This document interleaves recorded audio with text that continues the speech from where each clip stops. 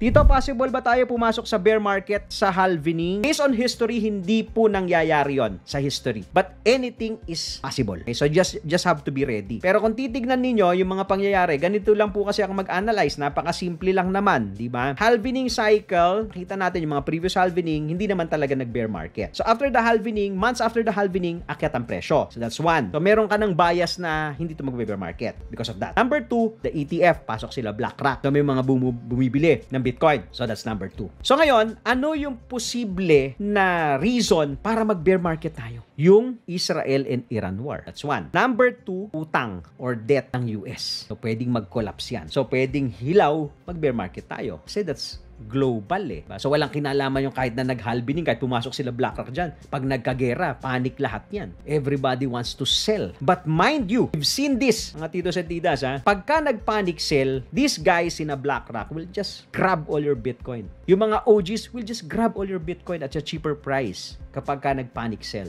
Nangyari na po yan nung COVID. Follow for more Tito Moves!